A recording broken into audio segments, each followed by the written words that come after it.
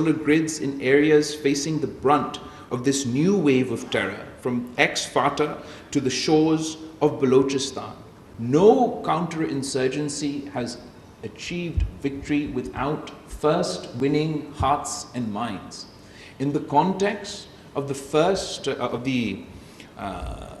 fight against terrorism in Afghanistan and Pakistan, I recall when Shaheed Mohtarma Benazir Bhutto was campaigning anew to confront this menace.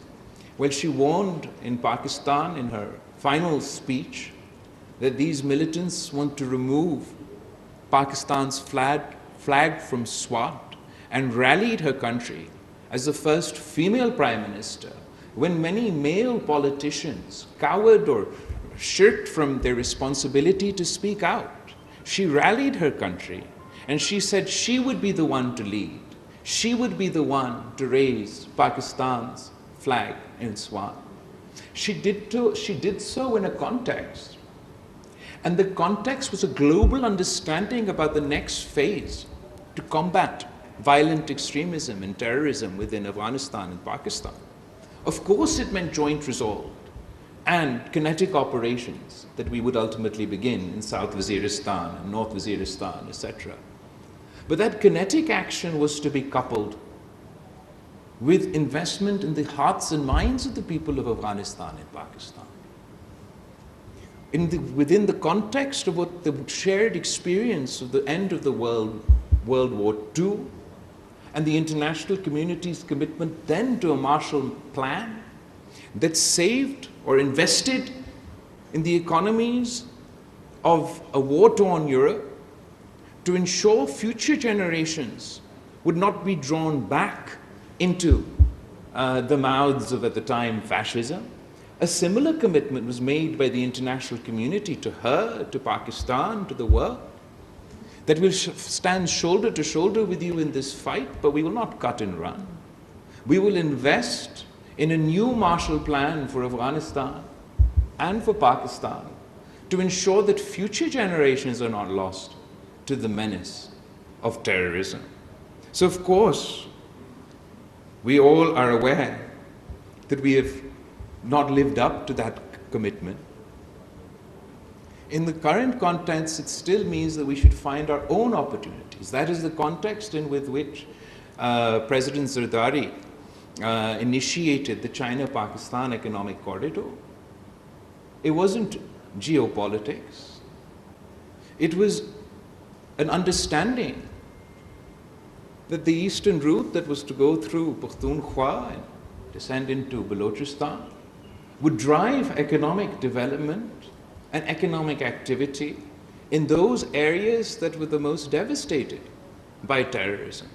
So whether today it is in a multilateral context or by focusing on our own economic opportunities, we need to provide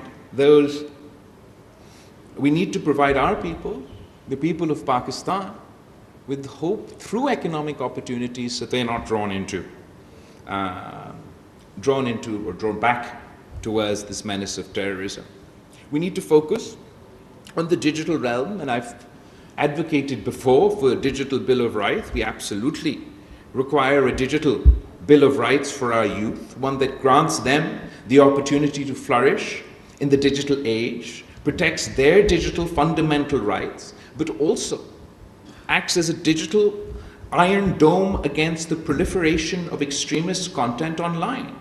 Algorithms that detect copyright breaches in milliseconds can be trained to throttle extremist content in the same blink. Silicon Valley must police its platforms, or we must legislate teeth into their negligence. On financial support, banks that knowingly clear terror-linked remittance should face the same stigma as those that launder drug money. FATF must evolve from a punitive grey listing to proactive intelligence pooling.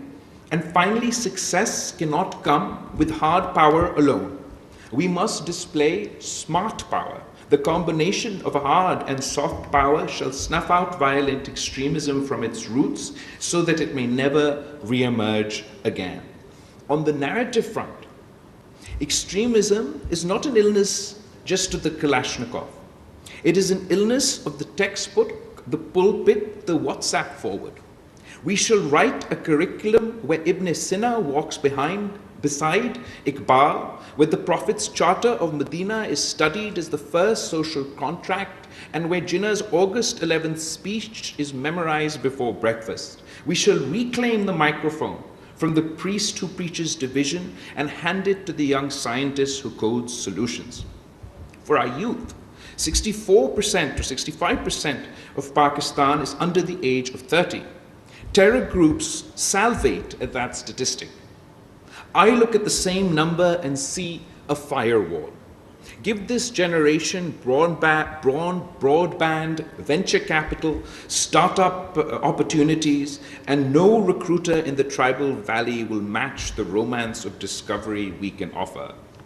For our women, the women of Pakistan are our untapped brigade. No nation can fight half-handed while half its population is sidelined. The daughter of the Indus who pilots the F-16, the widow who runs a microloan cooperative in Swabi, the coder in Karachi who encrypts military comms, they are the insurgents against ignorance. And ignorance is terror's godfather. Some capitals wag their fingers at Pakistan and ask, is Pakistan doing enough? I respond in the idiom of Shaheed Zulfikar Ali Bhutto. We have bled enough to write the preface of peace in our own ink.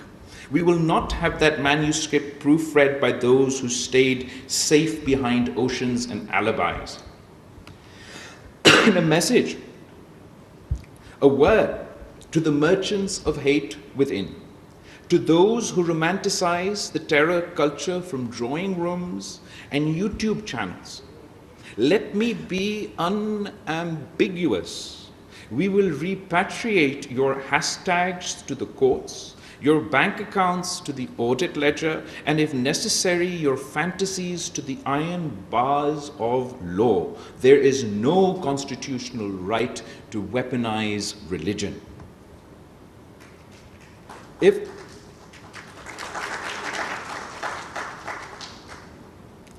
the world demands that Pakistan outlaw militias, which we are doing and have done, it must also demand that every people live free of collective punishment. Selective outrage is the oxygen of extremist recruiters. From the Kashmir Valley to the olive orchards in Palestine, the world must deliver a just peace. To India, I say, we have a shared stake in ending this cycle of fire. Since Pakistan and India last sat across the table to discuss terrorism in 2012, the world has changed, and so have we. We have fought and won the most extensive counter-terrorism campaign in modern history. South Waziristan was cleared, North Waziristan dismantled, urban sleeper cells uprooted, and new operations launched after the fall of Kabul. We transformed our financial system to meet the most rigorous global standards after our successful FATF grey list exit. Pakistan stands among the most serious counter-terrorism states, if not the most serious counter-terrorism state on earth. It is time that India recognizes this transformation, not as a concession, but as an opportunity. Terrorism is a collective menace. No border fence, no nationalist rhetoric, no regional hegemony can shield one nation from a fire it may have helped light on the other side. If infrastructure, safe haven, or subsidy is extended to groups like the BLA or the TTP, That same network may one day irrigate militancy that threatens India itself. Fire does not distinguish between the arsonist and the architect. We all learned this the hard way after 9/11, and it's time India does so as well. Terrorism has no nationality, no religion, no caste, no creed. It respects no border and abides by no law. I offer from this floor a clear proposition. Pakistan is ready to forge a historic, phenomenal partnership with India to jointly combat terror, not as adversaries playing a zero-sum game, but as neighbors who share a moral and civilizational obligation to protect over 1 billion souls from the plague of extremism. All it requires is for India's leadership to step down from the high horse that is galloping its republic towards the abyss, pursue peace with Pakistan, sit with us, talk to us. Let us resolve Kashmir in accordance with the aspirations of its people. Let us end the weaponization of water and build instead a peace as mighty as the Himalayas. Let us return to our shared traditions grounded not in hatred, but in the ancient soil of the Indus Valley civilization. It is not weakness to extend a hand, it is wisdom. And to the world, I would like to extend an invitation. Come train with us. Come learn from Pakistan. Learn from our armed forces. Learn from our special forces. Learn from our police force. We have waged the most extensive counter-terrorism, counter-violent extremism battle from generation to generation. Study our counter-terrorism authority dataset. Few databases are richer. Come walk a rebuilt Pakistan in the aftermath of terror. Few places tell a more vivid before and after. Let's partner and let partnership replace perception. I speak not just as former foreign minister or chairman of the Pakistan People's Party, but as a son of the soil who has met mothers holding photographs of children lost to blasts, as a brother of journalists who dodge bullets telling the truth, as a citizen whose generation was shaped by the sound of explosions. I pledge that Pakistan will pursue every cell, choke every pipeline, and confront every narrative that seeks to turn our cradle of civilization into a cemetery for hope. And from this house, I ask a unanimous resolve. In the words of Shaheed Mohtarma Benazir Bhutto, we have come too far, sacrificed too much to turn back now. And from our allies, I ask the courage of consistency. Stand by us when we win headlines, and stand with us when we bury our dead.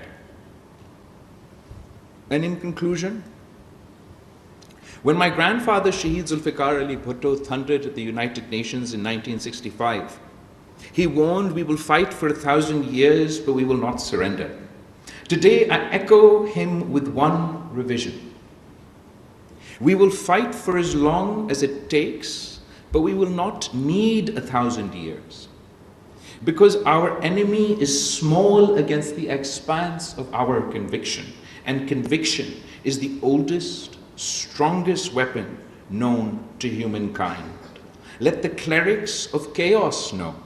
The people of Pakistan have endured empire and earthquakes, partition and dictatorship, floods and pandemics. Your improvised explosives are a footnote in a story whose chapters are written in resilience. Let the merchants of fear know, each time you strike, we rebuild taller. Each time you divide, we reconcile deeper. Each time you preach death, we invest in life. and let the world know. When the dust settles of this era, the chronicles will record that Pakistan, misunderstood, maligned, yet magnificent, stood at the trench line, stared into the abyss, and by the grace of God and the grit of our people, dragged humanity back from the brink. Pakistan, Zindabad. नाज़रीन, chairman Pakistan Peoples Party Bilawal Bhutto Zardari Islamabad में दुनिया के पाकिस्तान के दहशतगर्दी के खिलाफ जंग के मौजू पर बैनुल अक़वामी कॉन्फ्रेंस से खिताब कर रहे थे। उन्होंने कहा